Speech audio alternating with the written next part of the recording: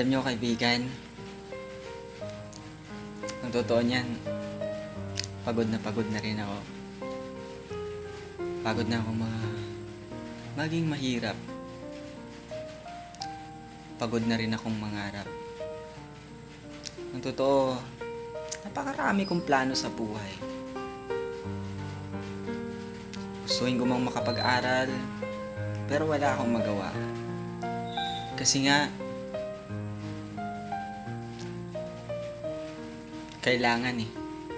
kailangan ko makapagtrabaho, kailangan ko magsikap para sa pamilya ko. Yung tipong, uuwi ka ng bahay, makikita mo yung pamilya mo na nagugutom, wala silang makain. Ang sakit sa dibdib. Yung tipong, yung pinagtrabahoan mo ay sapat lang sa isang araw para makakain sila. Parang gustuhin mo na lang na sa trabaho na lang ako, ayoko nang uuwi. Ayoko makita sila nahihirapan. Pero, in realidad, hindi kaya eh.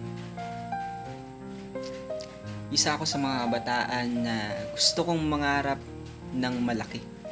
Gusto kong mangarap ng mataas. Pero hindi pa pinagkakaloob sa akin ng Panginoon. Pero, hindi ko kailangang mapagod. Hindi dapat ako huminto. Kasi kapag huminto ako, useless lahat ng pinag-irapan ko. Kung bakit hanggang ngayon lumalaban pa rin ako, kung bakit hanggang ngayon patuloy pa rin ako sa mga pangarap na inaasam-asam ko nung una pa man. Dumaan man yung maraming taon sa buhay ko, maraming mga failures na nangyari sa buhay ko, pero hindi ako susuko. Alam ko maraming mga tao na nagsabing hindi ko kaya, pero hindi ako naniniwala. Mas naniniwala pa rin ako sa may akda. Kasi nga, lahat ng kapasyahan at plano sa Kanya lang. Kaya sa buhay ko ngayon, nahihirapan man ako, pero hindi ako susuko. Hindi ako hinto, bagos kailangan kong magpatuloy. Hindi para sa akin, kundi para sa pamilya ko.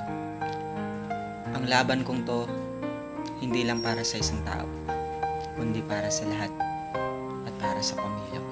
Kaya ikaw, pag nahihirapan ka, hindi mo kailangan sumuko. Hindi mo kailangan huminto. Bagkus magpatuloy ka kung ano yung nasimulan mo.